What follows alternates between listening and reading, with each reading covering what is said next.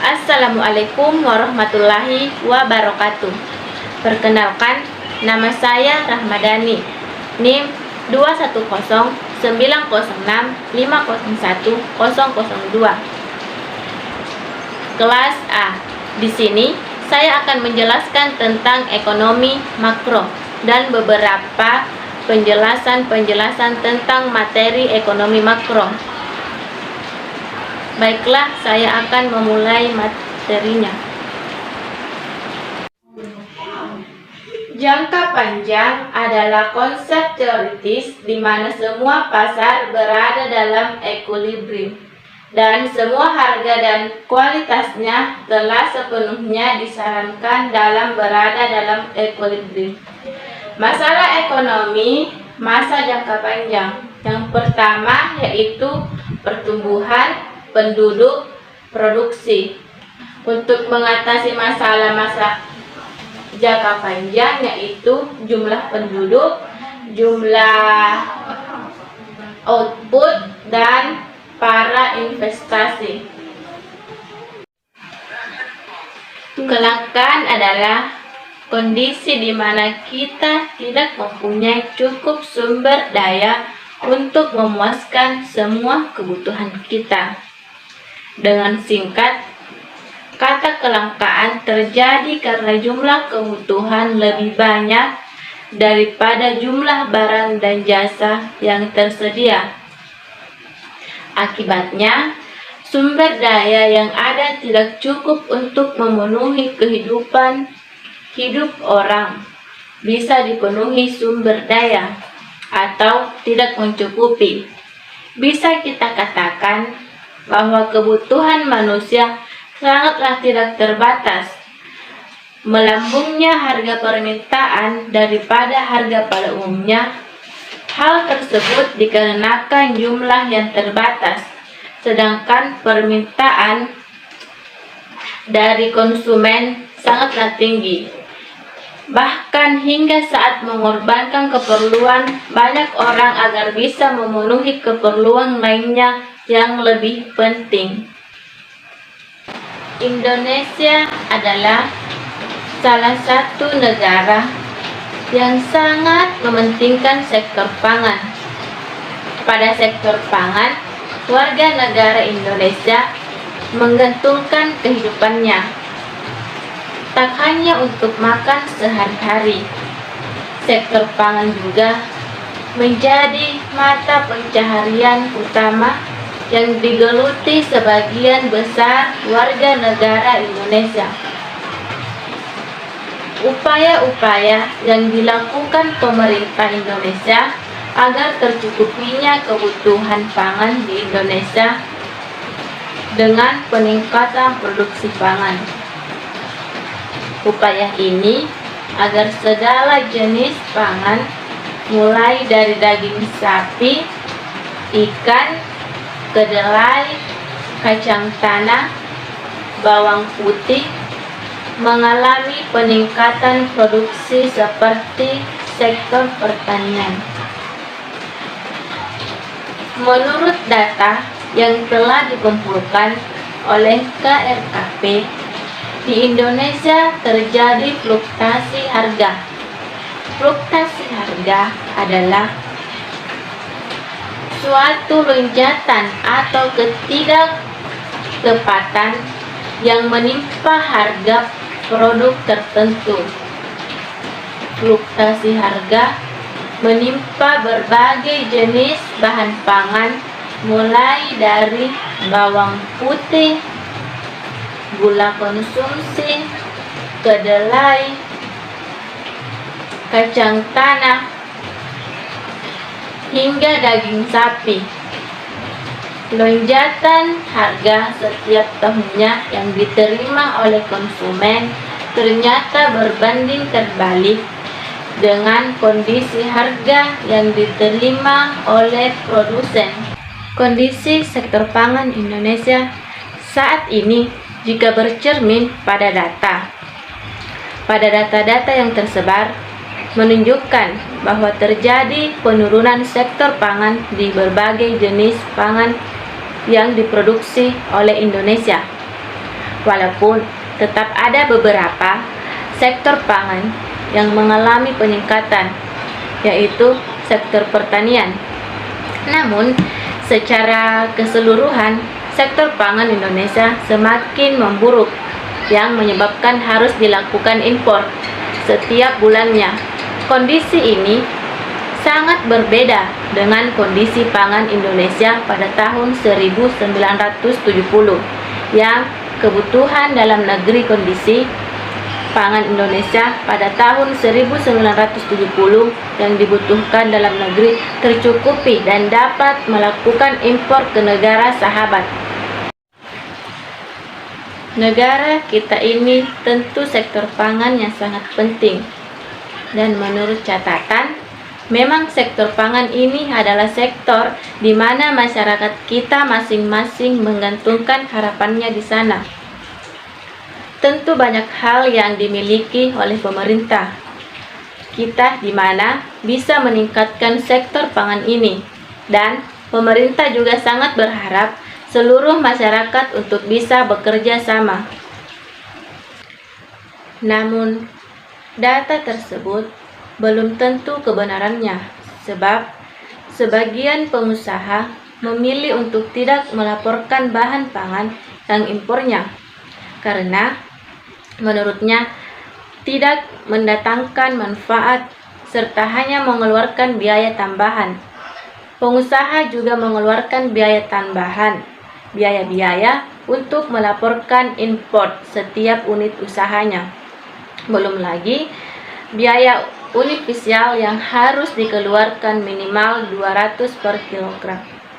Biaya inilah yang membuat harga bahan pangan sampai ke tangan konsumen dengan harga tinggi, yaitu fluktuasi bawang putih, gula konsumsi, kedelai impor, dan daging sapi. Pelayanan publik adalah kegiatan atau rangkaian kegiatan dalam rangka pemerintah kebutuhan pelayanan sesuai dengan perundang-undangan bagi setiap warga negara atas barang jasa atau pelayanan administrasi yang disediakan oleh penyelenggara pelayanan publik. Mengapa pelayanan publik itu penting?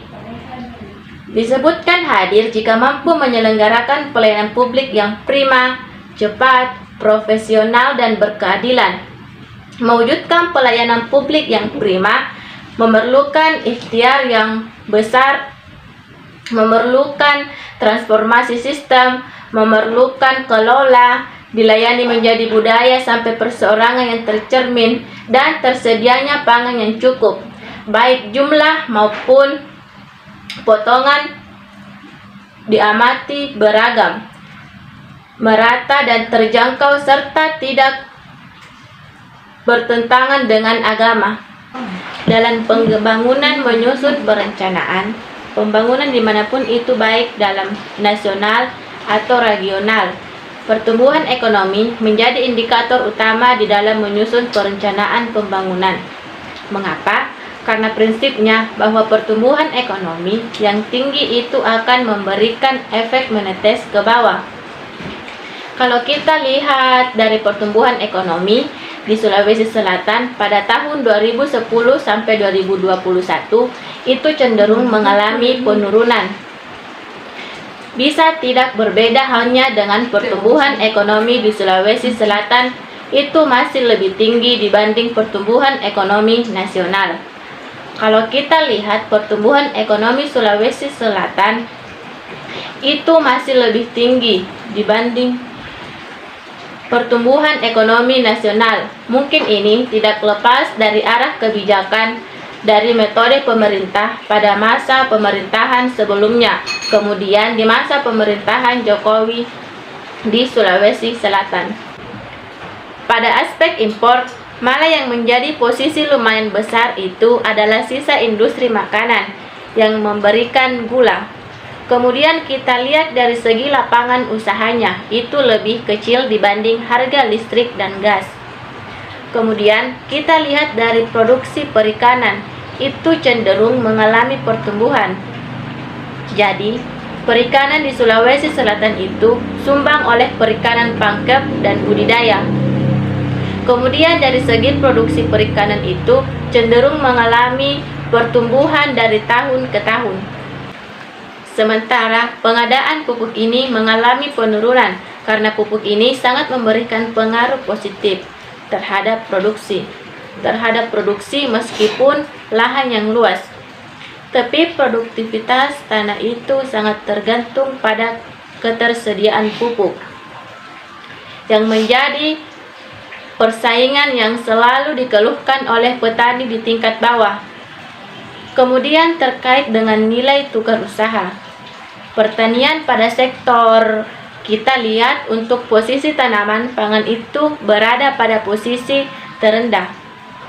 Artinya bahwa indeks nilai tukar dan komoditas yang diterima oleh petani inti lebih kecil dibanding yang harus dibayar oleh petani. Definisi pertumbuhan dan pembangunan. Definisi pertumbuhan ekonomi yaitu peningkatan hasil produksi barang dan jasa dari tahun ke tahun. Pembangunan ekonomi yaitu peningkatan kualitas produksi, kesejahteraan hidup, dan perubahan pola ekonomi yang dijalankan oleh masyarakat. Yang kedua yaitu perbedaan pertumbuhan dan pembangunan. Kita mulai dari pertumbuhan. Yang pertama yaitu kenaikan hasil produksi. Yang kedua, presentasi kenaikan genap lebih besar atau kecil dari presentasi kenaikan jumlah penduduk. Yang ketiga, kenaikan GNDP tidak disertai perubahan struktur ekonomi. Yang keempat, tidak disertai pemerataan kesejahteraan. Kita beralih ke pembangunan, yaitu 1. Peningkatan kualitas produksi. Yang kedua, prestasi kenaikan GNDP lebih besar dari prestasi kenaikan jumlah penduduk. Yang ketiga, kenaikan GNDP tidak disertai perubahan struktur ekonomi. Yang keempat, disertai dengan pemerataan kesejahteraan. A. Faktor yang dijadikan ukuran pertumbuhan ekonomi. B. Ciri umum suatu negara yang mengalami pertumbuhan. C. Ciri umum suatu negara mengalami pembangunan. Yang ketiga yaitu teori pertumbuhan. Terbagi menjadi dua, yaitu teori pertumbuhan historis dan teori pertumbuhan klasik dan neoklasik. Yang keempat yaitu faktor yang mempengaruhi pertumbuhan di negara berkembang. Dibagi menjadi 4, yaitu sumber daya alam, sumber daya manusia, modal, dan yang terakhir teknologi. Dampak pembangunan terhadap pertumbuhan penduduk dibagi menjadi 2, yaitu pertumbuhan penduduk adalah peluang atau dibarengi dengan pertumbuhan ekonomi. Yang kedua, pertumbuhan penduduk adalah ancaman atau jika lebih cepat daripada pertumbuhan ekonomi.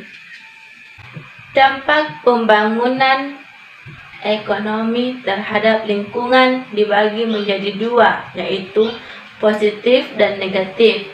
Kita mulai dari positif, yaitu meningkatkan taraf hidup, ada dari kelompok menjadi real, tersedia barang kebutuhan masyarakat, mempermudah kehidupan masyarakat, tersedia kebutuhan masyarakat sesuai kebutuhan zaman.